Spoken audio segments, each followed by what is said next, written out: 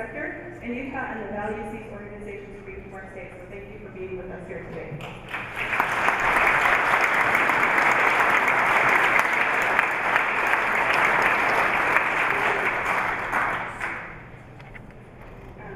Thank you, Madam Speaker. HB 286 empowers children, parents, and educators to confront a difficult and uncomfortable topic, sexual abuse.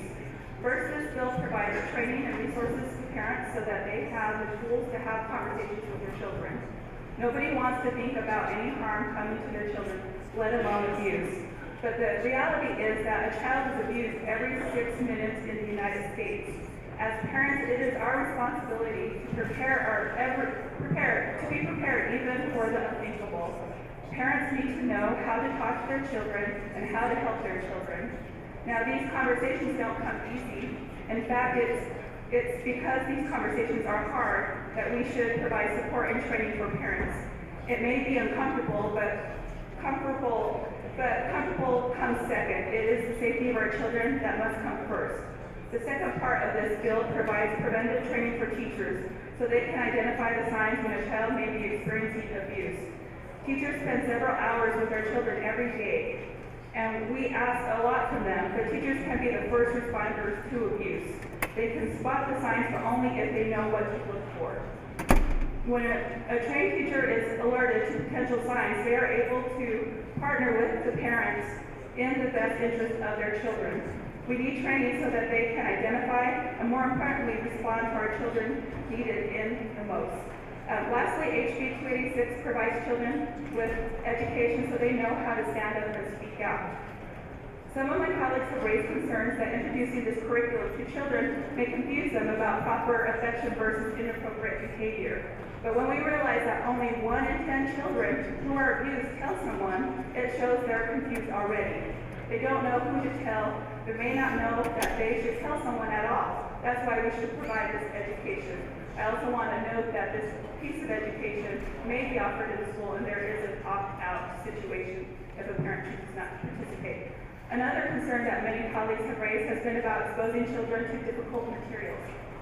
But the harsh reality is that 1 in 4 girls and 1 in 6 boys are abused by the time they turn 18. Sadly, this is more common than we care to admit. We should be less concerned about exposing children to this information and much more concerned about the children who need this information. Elizabeth Smart summed up the need for this preventive education best by saying, children are taught to look both ways before crossing the road. They are taught to stop, drop, and roll in a fire. They should be given the knowledge to be able to say no, this is wrong and I'm uncomfortable. Thank you, Madam Speaker.